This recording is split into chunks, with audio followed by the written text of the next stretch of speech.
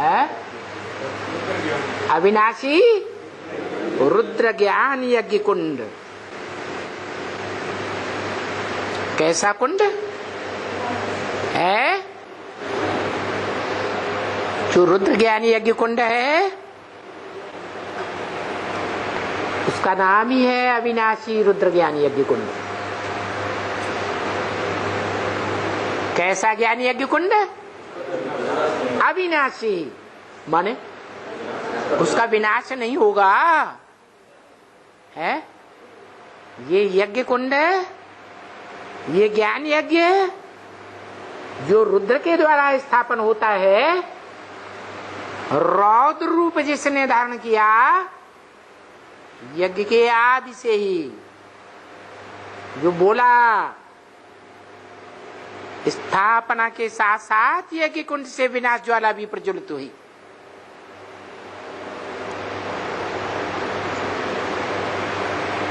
क्या स्थापना ब्रह्मा के द्वारा और विनाश ज्वाला किसके द्वारा है? यज्ञ कुंड का जो अधिष्ठात्र है, अधिष्ठाता कोई है या नहीं है, जिसे कहते हैं अधियज्ञ गीता की भाषा में। वो यज्ञ कुंड का अधिष्ठाता कौन हुआ?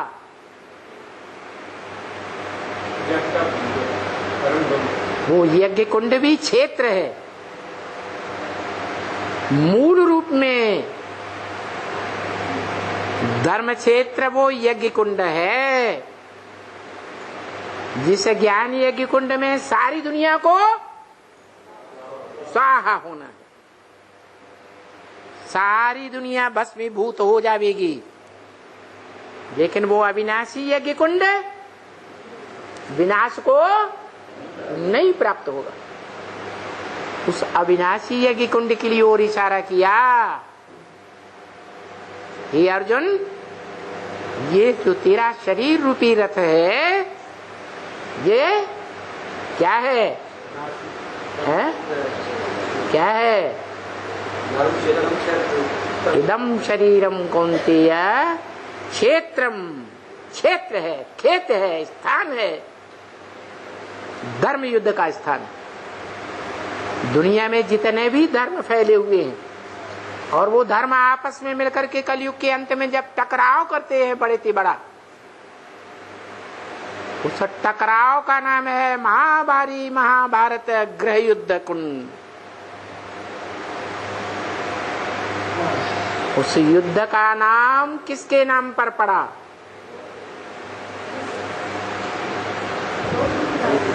महाभारी महाभारत किसके नाम पर पड़ा? भारत के नाम पर। बा माने ज्ञान की रोशनी, रत माने लगा रहने वाला, जो संगम युग में सदैव काहे में लगा रहता? जो बाप का धंधा सो बच्चे का धंधा। बाप का धंधा क्या है? त्रिकालदर्शी ज्ञान जिसमें है उसका धंधा है ज्ञान देना, उसका कोई दूसरा धंधा नहीं। वो सृष्टि रूपी रंगमंच पर किस लिए आता है? ज्ञान धन देने के लिए आता है।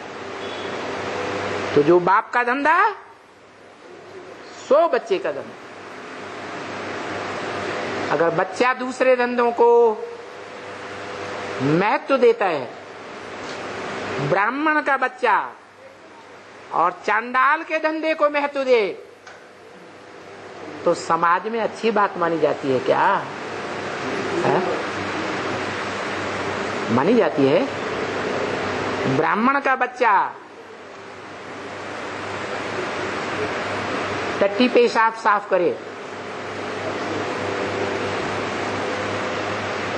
मेहतरों का काम करे, शूद्रों का काम करे, सेवा का काम करे तो अच्छी बात मानी जाएगी? नहीं। ब्राह्मण का बच्चा क्या धंधा करे? श्रेष्ठ से श्रेष्ठ धंधा ब्राह्मण का धंधा करे। ब्राह्मण का धंधा है ही ज्ञान लेना और ज्ञान देना। तो ज्ञान कोई मनुष्य मात्र का ज्ञान नहीं। कौन सा ज्ञान? जो ऊंचे से ऊंचे बाप का दिया हुआ ज्ञान है, उस ज्ञान का लेन देन करे, वो है ब्राह्मण चोटी। ब्राह्मणों के संगठन में चोटी का धंधा करने वाला, क्योंकि वो धंधा अविनाशी धंधा है, ज्ञान का धंधा। महाविनाश में सारी दुनिया का विनाश होगा, प्राणी मात्र के शरीरों का विनाश होगा।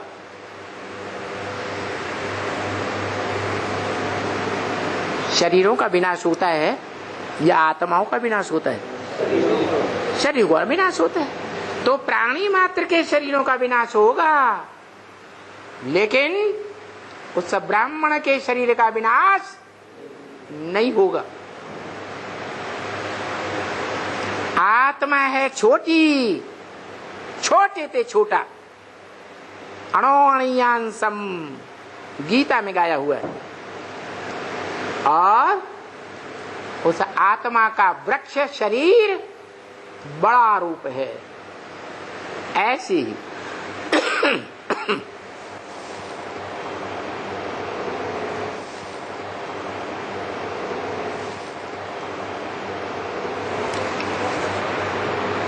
आत्माओं का बाप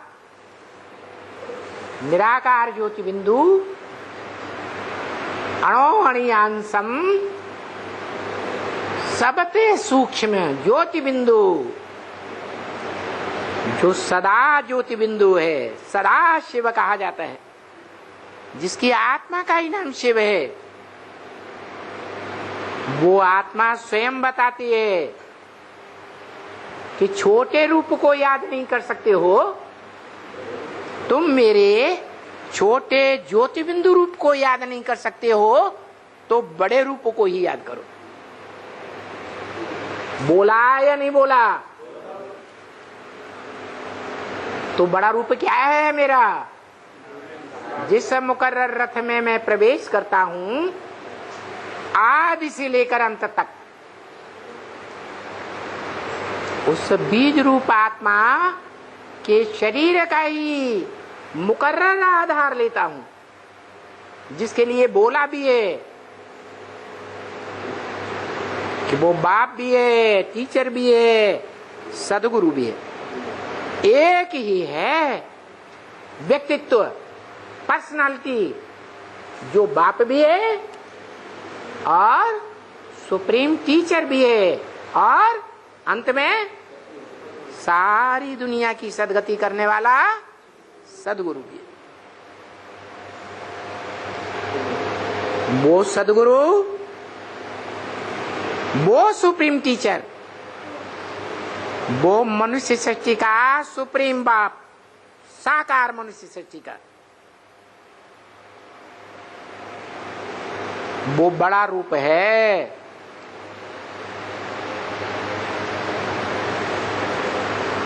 जन्म जन्मांतर तुम बच्चे साकार को याद करने में हिरे हुए हो या निराकार को याद करने में हिरे हुए हो? जन्म जन्मांतर तुम्हारी आत्मा ने क्या अभ्यास किया? साकार को याद किया या निराकार को याद किया? हर जन्म में स्त्री चोला धारण किया तो स्त्रियों ने पुरुष चोले से सारा जीवन सुख लिया, तो अंतमते सोगते हो जाती है। वो पुरुष चोला ही अंतिम समय में याद आता है और पुरुष का जन्म मिल जाता है। कितनी अहमियत है स्मृति की। ऐसे ही जब तुम बच्चे पुरुष का चोला धारण करते हो तो सारा जीवन स्त्री चोले से जो सुख लिया है वो याद अंत समय में आता है, मृत्यु के समय। और रिजल्ट क्या होता है? क्या रिजल्ट? अरे अभी तो बताया, अंतमते सुगते। स्त्री चोले को याद किया तो स्त्री का ही जन्म मिलेगा।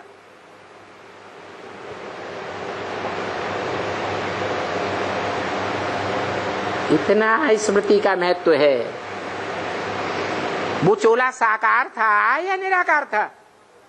है साकार था, लेकिन वो चोले को अपने स्वरूप की असली स्मृति नहीं थी, जिसको याद किया। क्योंकि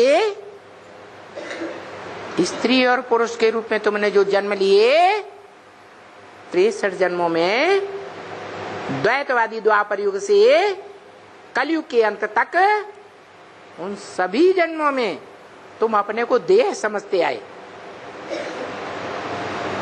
और संबंधियों को भी देह के रूप में देखा। इसलिए साकार को याद करने की हेर पड़ी हुई है, पक्का अभ्यास पड़ा हुआ है। इसलिए सहज रास्ता बता दिया। क्या निराकार को याद नहीं कर सकते हो तो क्या करो? है मेरा मुकर्रर रथ इस सृष्टि में जो है, मुकर्रर माना सदा काल, संगम युग में मुकर्रर, उस चोले को याद करेंगे। वो बड़ा रूप है मेरा, उस बड़े रूप को भी याद करेंगे तो वो बड़ा रूप विनाश में नष्ट होने वाला नहीं है।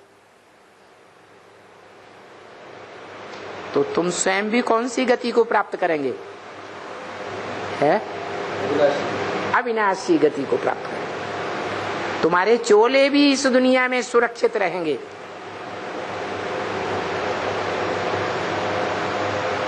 और तुम्हारी आत्मा मन मना भव की स्टेज में जो कहने वाला है, मन मना भव, मेरे मन में समा जा, जो कहने वाला है उसके मन में क्या है?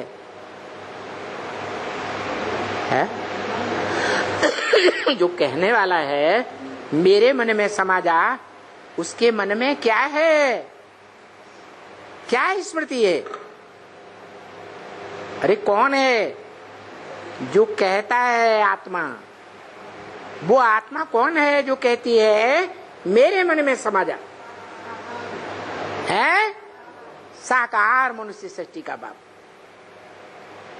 जो निराकार आत्माओं का बाप है उसको तो अपनी देह नहीं है, और उस देह में 11 इंद्रियां भी नहीं होती हैं। वो इंद्रियातीत है, उसमें मन भी नहीं है जो सोचने विचारने की दरकार हो। वो तो त्रिकालदर्शी है, उसे सोचने विचार करने की क्या दरकार? तो कौन सी आत्मा है जिसमें मन है और सशक्त मन है? उससे ज्यादा पावरफुल मन और किसी का हो ही नहीं सकता। जिसकी यादगार है, कहते हैं मन जीते जगत जीत।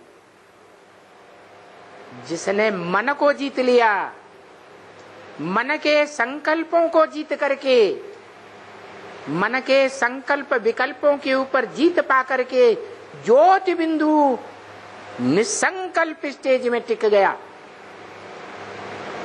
सदा काल के लिए। तो वो आत्मा सर्वोपरि आत्मा है, जिसकी यादगार शिवलिंग है, जिसका सात्विक रूप सोमनाथ के मंदिर में स्थापन किया गया। सोमनाथ मंदिर में लिंगाकार बड़ा रूप है, उस शरीर की यादगार, जिसका कभी नाश नहीं होता।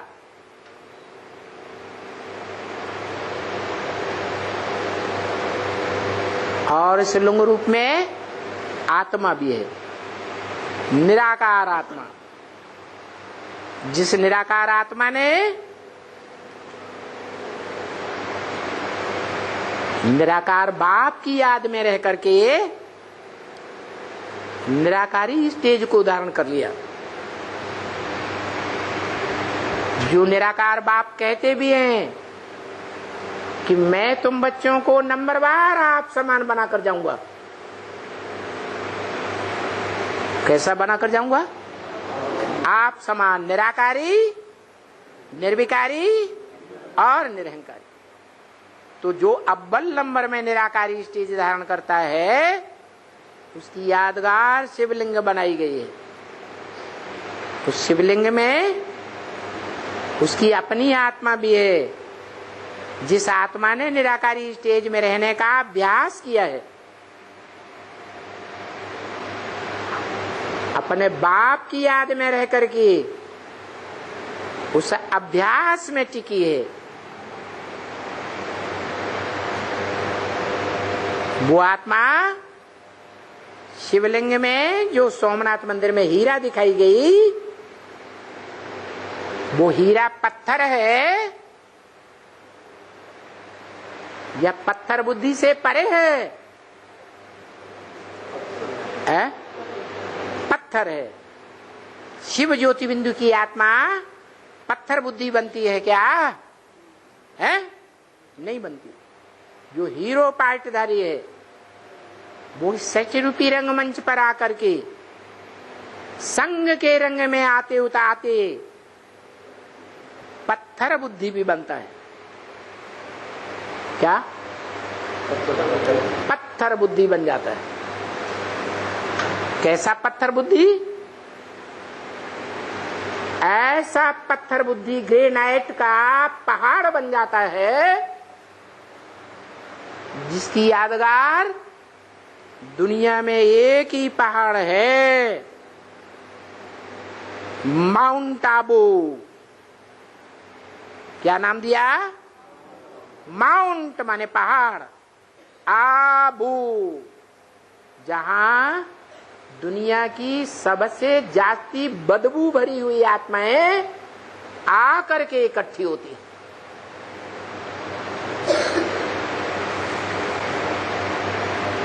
पवित्र बनने के लिए।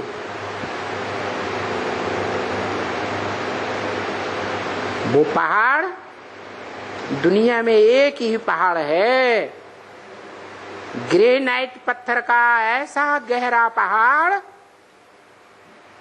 जिसकी गहराई दुनिया के किसी पहाड़ से नापी नहीं जा सकती। बहुत गहरा फाउंडेशन होने के कारण उस पहाड़ में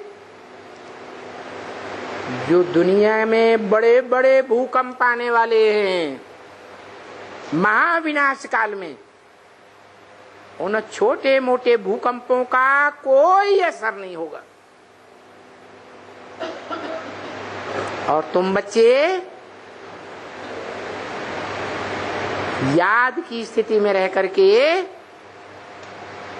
तपस्या की स्थिति में रह करके उस पहाड़ पर बैठे बैठे सारी दुनिया के विनाश को अंतकाल तक देखते रहेंगे कि कैसे कैसे किस शहर का कब कब बॉम्ब के विस्फोट से या तो ज्वालामुखी के विस्फोट से विनाश होता है।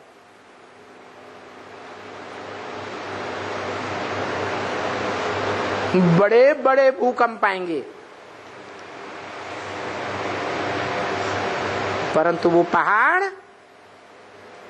स्थिर रहेगा। वहां ज्वालामुखी का कोई असर नहीं हो। बाकी अंत में जब सारी सृष्टि का चतुर्थ विश्व युद्ध में विनाश होगा तो तुम बच्चों को पता लग जाएगा पहले से, और तुम बच्चे अपने अपने स्थान पर पहुंच जाएंगे। नई दुनिया की राजधानी में आत्मिक स्थिति में रहकर और अतीन्द्रिय सुख का अनुभव करेंगे। जो गायन है, अतीन्द्रिय सुख पूछना हो तो गोप गोपियों से पूछो। गोप शब्द क्यों कहा, गोपी क्यों कहा? गोप और गोपी का अर्थ है गुप्त, जिन्होंने भगवान बाप के साथ प्रैक्टिकल साकार शरीर की इंद्रियों से गुप्त संबंध जोड़ा है। चाहे वो इंद्रियां सेठ इंद्रियां हो, चाहे वो भ्रष्ट इंद्रियां हो, लेकिन संबंध जरूर जोड़ा है। कोई कोई ऐसी आत्माएं भी हैं जिन्होंने ज्ञान इंद्रियों में जो सबसे श्रेष्ठ इंद्रिय है आंख, आंख के द्वारा ही सारी योग की शक्ति को संचय कर लिया। ऐसे योगियों की निशानी है उनके नेत्र कैसे हो जाएंगे, निश्चल हो जाएंगे। क्या योगी होगा तो निशानी क्या बताई मुरली में? योगियों की आंखें स्थिर हो जाएंगी, ऐसे नहीं बार बार बार बार ऐसे चंचलता नहीं दिखाई देगी। इसे साबित होता है कि उन आत्माओं ने जो शरीर की सबसे श्रेष्ठ इंद्रिय है, स्थूल इंद्रिय, उस स्थूल इंद्रिय के द्वारा जो बाप है, योगियों का ईश्वर, योगेश्वर जिसे कहा जाता है, दूसरे शब्दों में जिसको राम भी कहा जाता है। राम अर्थात रम्यते योगिनो यस्मिन् नीति राम, जिसमें योगी लोग रमण करते हैं, खेल खेलते हैं, जिसकी यादगार चित्रों में दिखाते हैं। तुम सब गोप गोपियां हैं, तुम सब सजनिया हो। एक बाप के साथ महारास करने वाली हर गोपी के साथ कौन दिखाया गया है? एक भगवान को दिखाते हैं। बाकी शास्त्रकारों ने चित्रों में सतयुग को ही कृष्ण को दिखाई दिया है, क्योंकि वो तो संगम युग के बारे में जानते ही नहीं। असलियत है संगम युगी कृष्ण की। जिस संगम युगी कृष्ण को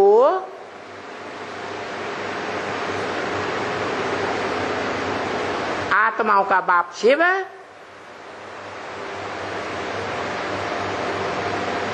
क्या करता है? काय में खिलाता है? जैसे माता बच्चे को गोद में खिलाती है, झूला झुलाती है ना, ऐसे आज भी चित्रों में दिखाया जा रहा है, पहले नहीं दिखाते थे कि शिव बाबा बैठे हुए हैं और कृष्ण बच्चे को अपनी गोद में दुलराए रहे। वो शिव बाबा शंकर का रूप दिखाई दिया है, वास्तव में शंकर नहीं है। वो आत्मा नई सृष्टि में कृष्ण के रूप में है, जो ज्ञान के झूले में झूल रही है। इसलिए आज भी कृष्ण को काय में झुलाते हैं? झूले में झुलाते हैं। और खास करके कौन से प्रदेश में झुलाते हैं? गुजरात में झुलाते हैं।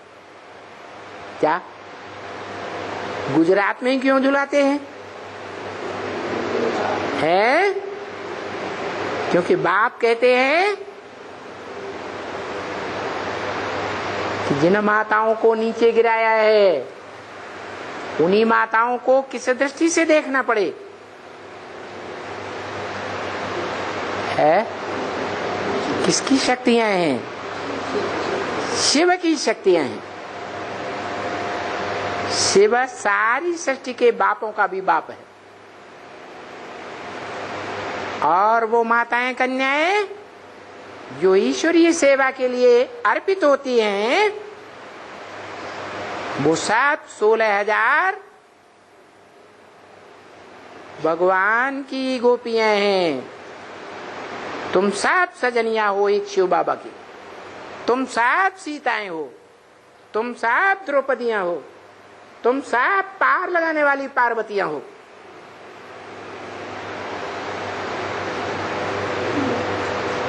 तो हर पुरुष मात्र को, कन्याओं माताओं को किस दृष्टि से देखना पड़े कि ये हमारी कौन है? ये कन्याएं माताएं कौन है? शिव की शक्तियां हैं, शिव की सजनियां हैं, ये हमारी माताएं हैं। माताओं के ऊपर गंदी दृष्टि नहीं जा सकती। माता अपने वाइब्रेशन में अगर टिकती है शिव की शक्ति बनकर, तो किसी की हिम्मत नहीं जो गलत वाइब्रेशन फेंक सके। उनके लिए गायन है कि पार्वती ने अंधकासुर के लिए, जालंधर के लिए कौन सा रूप धारण किया है? असुर संहारिणी, विकराल रूप धारण किया। उसके पंजे में नहीं आई। उसको कहते हैं शिव शक्तियां। तो बताया उन शिव शक्तियों की मूल माता है, जिसका भारत में महारानी विक्टोरिया के रूप में भारतवासी मॉन्यूमेंट बनाए बैठे हैं। क्या नाम दिया है? India Gate. वो आत्मा ब्राह्मणों की दुनिया के संगठन में जब आती है, बीज रूप ब्राह्मणों की दुनिया के संगठन में, तो पुरानी दुनिया का विनाश क्या और नई दुनिया की स्थापना हो जाती। ये इंडिया किसका रखा हुआ नाम है? इंडिया विदेशों का, विदेशियों के द्वारा रखा हुआ नाम है, या असली नाम कुछ और है? असली नाम है भारत माता, और विदेशियों के द्वारा रखा हुआ नाम है इंडा। इंड लाने वाली। दुनिया में जो क्रिश्चियनिटी फैल गई, सारी दुनिया में विदेशियता का, विदेशियों का साम्राज्य हो गया, सभ्यता फैल गई और उस सभ्यता को सबसे जास्ती अपनाया भारतवासियों ने, क्योंकि भारत की आत्माएं मातृ देश की आत्माएं। उस मातृ देश में मूल माता का नाम क्या है? हैं?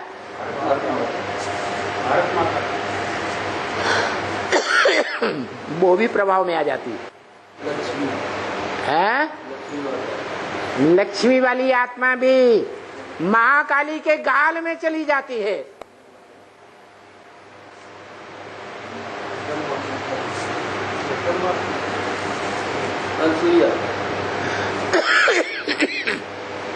यज्ञ के आदि में शिव बाप जब आते हैं इस षष्ठी रूपी रंगमंच पर, तो जिस मुकर्रर रथ रूपी पुरुष तन को निमित्त बनाते हैं, उसको पहला पहला नाम क्या देते हैं काम निकालने के लिए? है परम ब्रह्म, दुनिया की बड़े से बड़ी माता,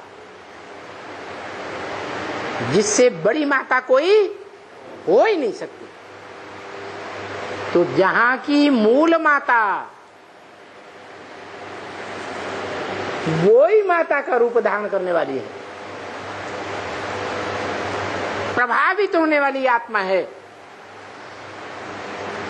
संग के रंग में आकर के प्रभावित जरूर होती है, सुनी सुनाई बातों पर विश्वास कर लेती है। इसलिए जो मनुष्य सृष्टि की बीज रूप आत्मा है, माता का रूप है। उन माताओं की एक टेंडेंसी है, खास करके भारत माताओं की, क्या कि जिसने जो भी सुना दिया, क्या कहेंगे? सत्य वचन महाराज, ठीक है कृपा निधान, सत्य है दया निधान। वो मनन चिंतन मंथन नहीं करेंगी। क्या? वो चाहे गंगा ही क्यों न हो, यमुना ही क्यों न हो, सरस्वती क्यों न हो, कावेरी क्यों न हो, नर्मदा ताप्ती ही क्यों न हो, कोई भी चैतन्य नदी हो, साफ पानी की नदियां, वो पानी का मंथन करने वाली हैं। पानी की नदियां हैं। असली दूध की नदियां नहीं है। असली दूध जहां से आता है, और उस असली दूध को जो इस मनुष्य सृष्टि का पहला पत्ता, पहला बीज पीता है, वो कौन है? परम ब्रह्म। और वो पुरुष भी है, मनुष्य सृष्टि का पिता भी है, और नाम के आधार पर काम करके दिखाने वाला परम ब्रह्म अर्थात बड़े से बड़ी माता भी है। तो भारत की जो मूल आत्मा है, वो ही माता के रूप में पार्ट बजाने वाली है। तो भारत की जो भी आत्माएं हैं, वो सब प्रभावित होने वाली आत्माएं हैं या नहीं है? हैं।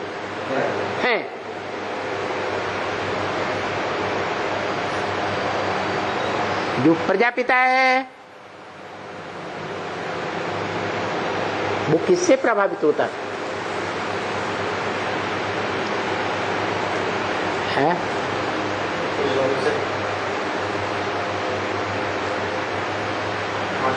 सुनी सुनाई बातों के आधार पर प्रभावित होते होते संग के रंग में आते आते शूटिंग पीरियड में भी नीचे गिरता है।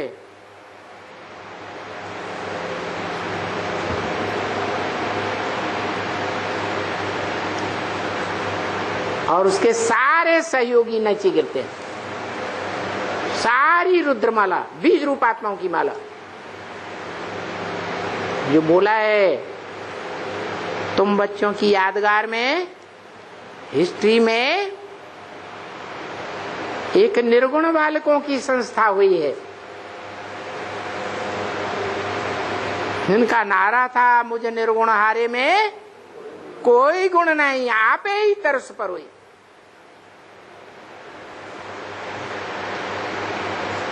ऐसे निरहंकारी होकर बोलते हैं, रहते हैं। लेकिन बाप कहते हैं कि तुम बच्चों में कोई गुण हो या न हो, मेरे को जिस गुण की जरूरत है वो गुण तुम बच्चों में ही है।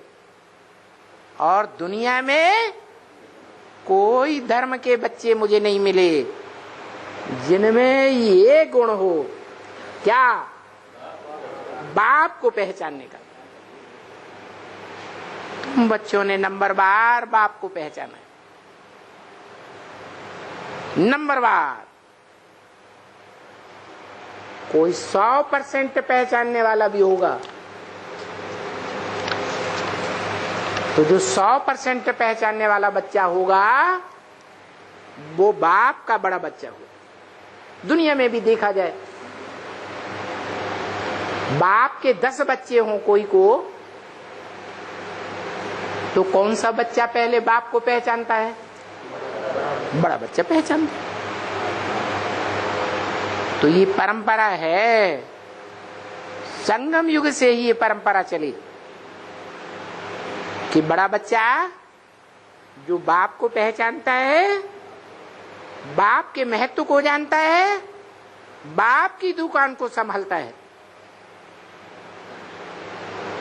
जिम्मेवार बनकर रहता है। जो जितनी जिम्मेवारी सुदम संभालेगा वो उतना बड़ा पद पाएगा। यज्ञ की जिम्मेवारी नहीं संभालेगा तो बड़ा पद भी नहीं पा सकता। तो जो विश्व की जिम्मेवारी संभाले, पहले तो ब्राह्मणों की दुनिया की विश्व है। ब्राह्मणों की दुनिया में आधार मूर्त ब्राह्मणों की दुनिया भी है और उद्धार मूर्त बीज रूप आत्माओं की दुनिया भी है। तो जो बीज रूप आत्माओं की दुनिया का जिम्मा लेने वाला है कि जो भी बीज रूप आत्माएं हैं, जिन्होंने बाप को एक बार पहचान लिया, परसेंटेज में भी पहचान लिया, तो उन बीज रूप आत्माओं के लिए बोला कि तुम बच्चों की देह अभिमान की सारी कट जब उतर जाती है तो तुम बच्चे डायरेक्ट बाप से सीखते हो।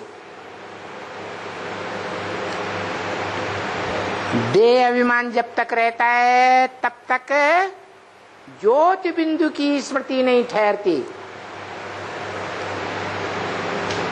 और जब देह भान टूटने लगता है तो ज्योति बिंदु की स्थिति भी बनने लगती है। लेकिन नंबरवार हैं, उनमें अव्वल नंबर बताया अव्यक्तवाणी में 5 दिसंबर, याद है? नहीं याद है? 5 दिसंबर बताया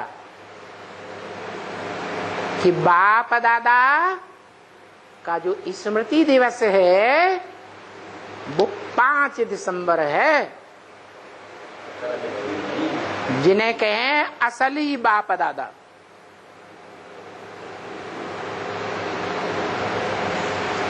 दैहिक रूप में जो बाप दादा होते हैं, देह अभिमान के आधार पर जिन्हें कहा जाए वो असली, या आत्मिक स्थिति के रूप में जो बाप और दादा कहे जाए वो असली। तुम आत्मा रूपी बच्चे और आत्मा रूपी बच्चों का बाप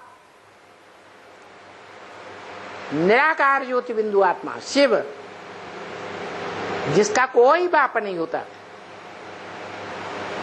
वो बापों का बाप वो तुम बच्चों को बताता है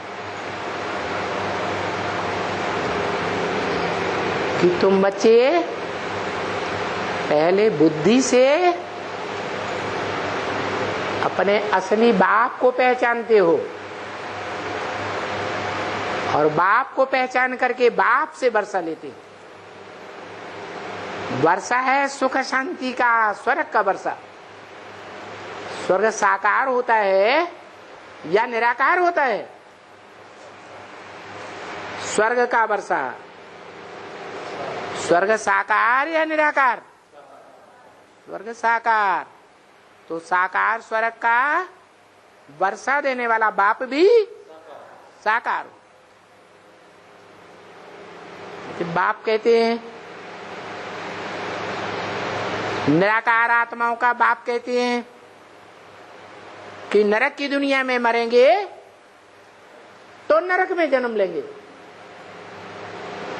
और स्वर्ग की दुनिया में मरेंगे तो स्वर्ग में जन्म लेंगे। अब बताओ, ये सारी दुनिया नरक है या स्वर्ग है? नरक है।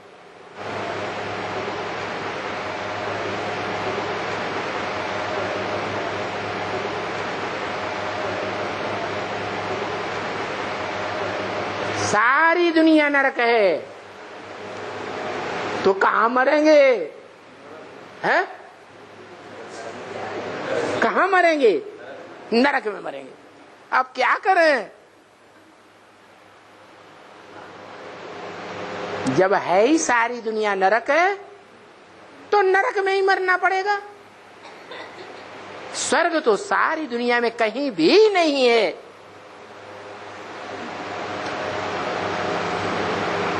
तो स्वर्ग में कैसे मरे जो स्वर्ग में जन्म मिले? हैं? कैसे मरे? स्वस्थिति में रह जाओ। स्वस्थिति में रहने से स्वर्ग हो गया है? हम स्वस्थिति की याद में बैठ गए तो स्वर्ग में हो गए हैं? आग की जलती हुई छड़ कोई शरीर में छुआ दे तो आराम से स्वर्ग की स्थिति में रहेंगे? फिर नरक में है या स्वर्ग में है? नरक में। चलो, ये सारी दुनिया में तो नरक है। नरक बनाने वाला नर है। नर माने पुरुष। दुर्योधन दुशासन जिसे कहा वेदवाणी में।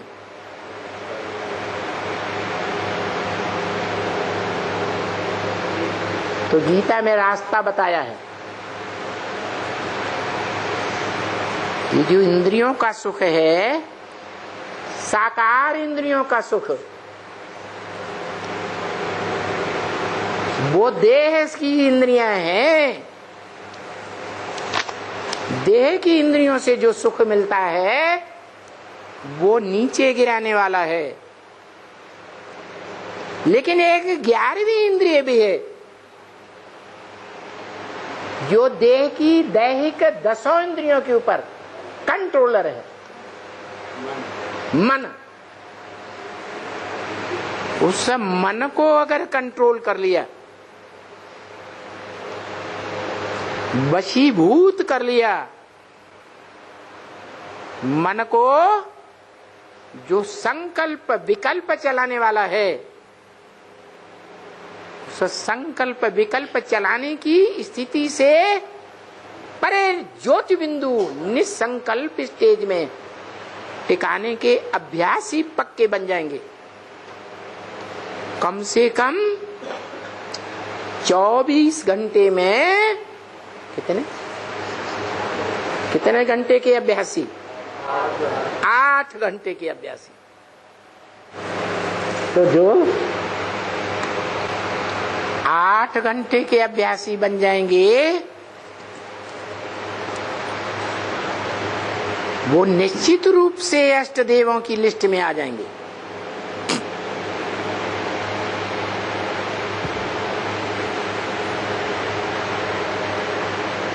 क्यों? क्योंकि ये लिमिट है। जैसे दैहिक योगी होते हैं, देह की इंद्रियों का योग आसन सिखाने वाले, उनसे पूछो, उनका भी कहना है कोई भी आसन में अगर लगातार 3 घंटे 45 मिनट तक टिके रहेंगे तो वो आसन सिद्ध हो जाएगा। क्या? चाहो तो 24 घंटे भी उस आसन में बैठ सकते हो। क्या कहा? वो तो देह की इंद्रियों का आसन है, ये है आत्मिक स्थिति का आसन। इसमें भी समय की अवधि बताई। क्या बताई? वेद वाक्य मुरलियों में ही बता दी। कहां तक याद की स्थिति में पहुंचना है? कितना समय? 8 घंटे। तो 24 घंटे में जो 8 घंटे साकार में निराकार की याद में स्थिर होने के अभ्यासी बन जाएंगे, वो आत्माएं अतीन्द्रिय सुख का अनुभव करने लगेंगी। इंद्रियों से अतीत का सुख, उन्हें इंद्रियों के सुख की दरकार नहीं रहेगी। वो इंद्रियों के सुख से परे चले जाएंगे। जिसका यादगार है कि अतीन्द्रिय सुख पूछना हो तो 16,000 गोप गोपियों से पूछो।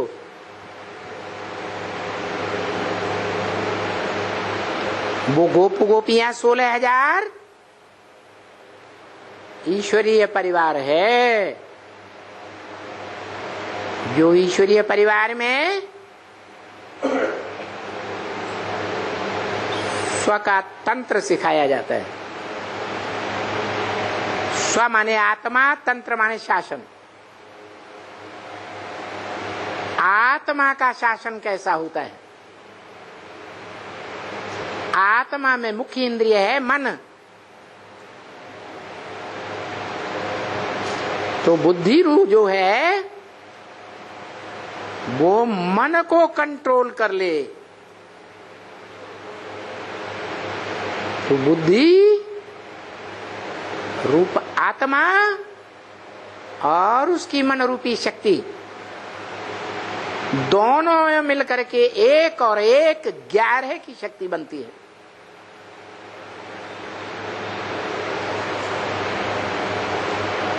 वाइब्रेशन को कंट्रोल करने वाले बन जाएंगे।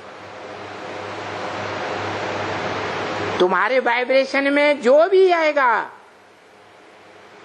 उसकी इंद्रियां, उसकी वाचा, उसकी दृष्टि, सब कुछ कंट्रोल्ड हो जाएगा। तुम्हारे कंट्रोल के वाइब्रेशन में आ जाएगा। जैसे नेहरू जी के विरोधी पीछे से कितना भी विरोध करते रहे हों, जब सामने आकर के भाषण सुनते थे तो उनके अनुकूल हो जाते थे। ये कौन सी शक्ति है? वाइब्रेशन की शक्ति। नेहरू जी की आत्मा डायरेक्ट उतरी हुई आत्मा थी।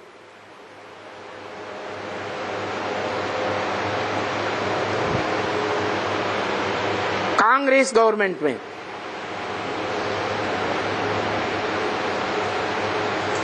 वो इतनी पावरफुल थी कि उनके वाइब्रेशन में जो भी आ जाएंगे आंखों से देखने में आएंगे,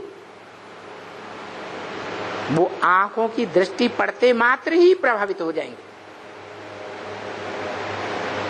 जैसे वेदवाणी बोलती है,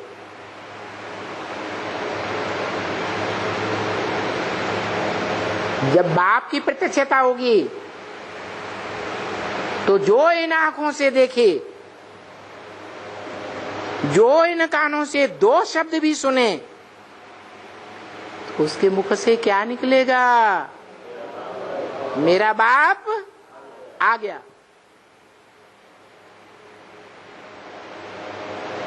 सदा काल के लिए निकलेगा क्या? आज निकलेगा, कल निश्चय बुद्धि? सदा काल के लिए निकलेगा कि मेरा बाप आ गया। ऐसी निश्चय बुद्धि माने निश्चय बुद्धि बाप का बच्चा, बाप के बच्चे ने जन्म लिया, निश्चय बुद्धि रूपी बाप के बच्चे ने, और अनिश्चय बुद्धि हो जाए तो मृत्यु हो गई या जन्म लिया है? मृत्यु हो गई। तो अभी हम ब्राह्मण बच्चे मृत्युलोक में चल रहे हैं या अमरलोक में चल रहे हैं? है?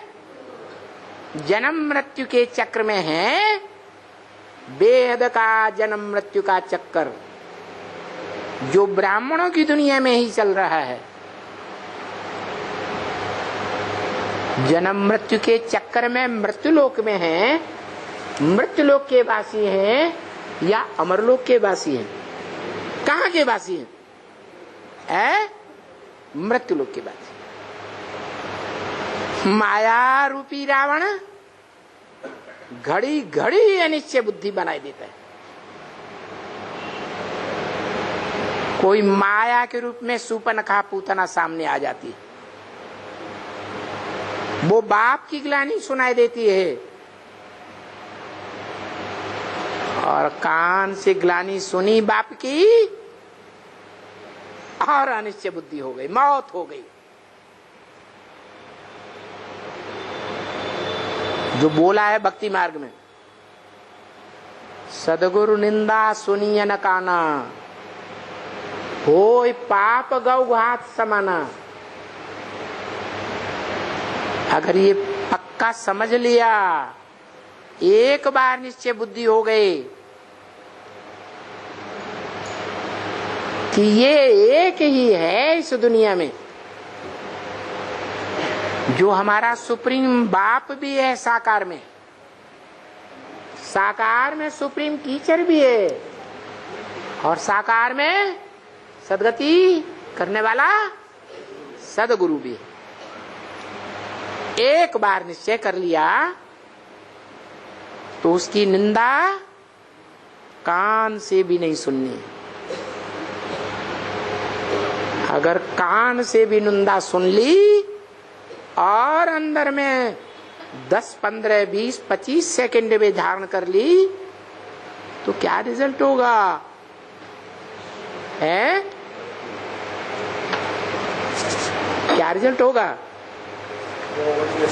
है?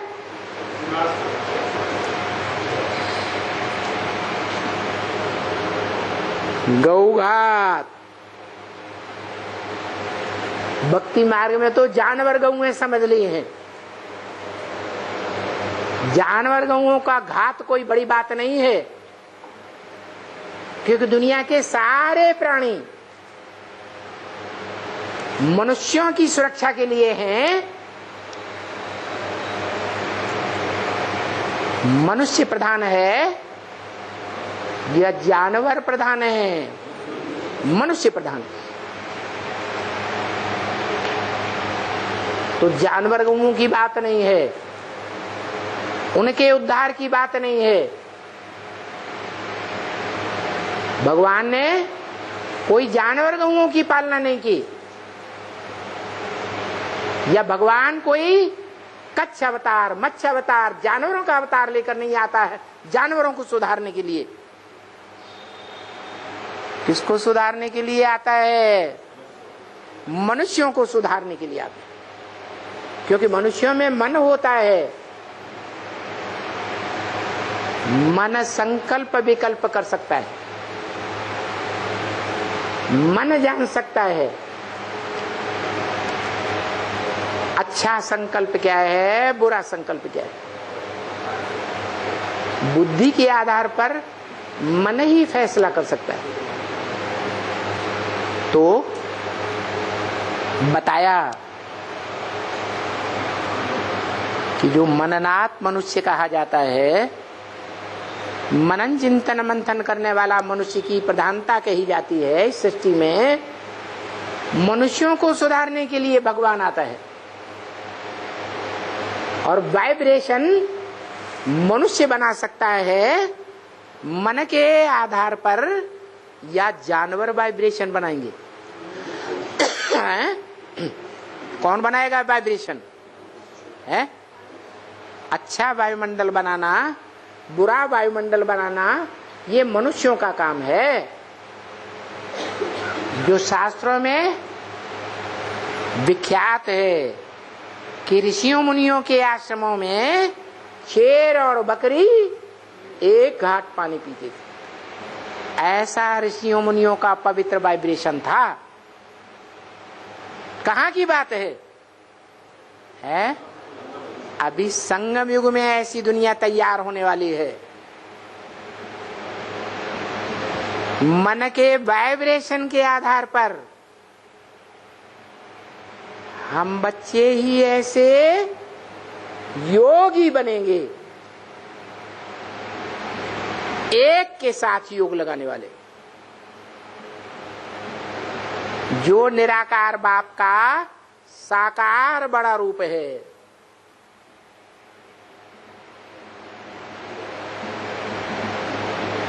जिस शरीर को भाग्यशाली रथ बताया। क्या बताया? भाग्यशाली आत्मा ही बनती है, दुर्भाग्यशाली आत्मा ही बनती है।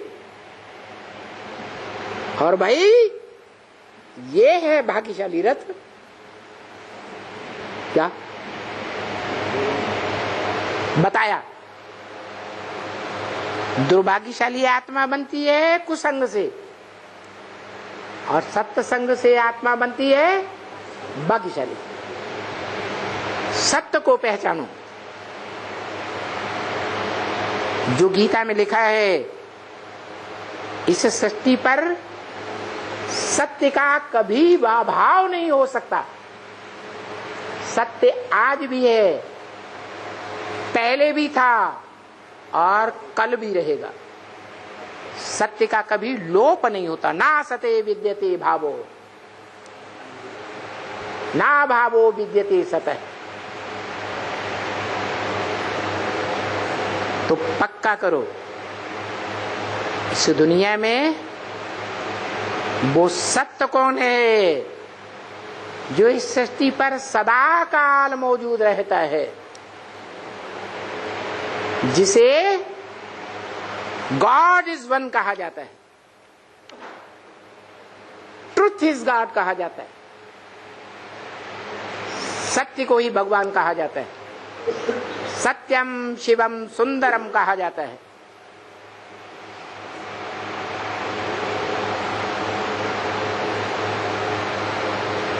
वो सत्य एक कौन है? जो ऑलराउंड सत्य का पार्ट बजाता है। भले द्वैतवादी द्वापर युगी दुनिया में अथवा अद्वैत देवताओं की दुनिया में, वो सत्य पार्ट बजाने वाली आत्मा देखने में नहीं आती, लेकिन भक्ति मार्ग में उसकी पूजा होती है।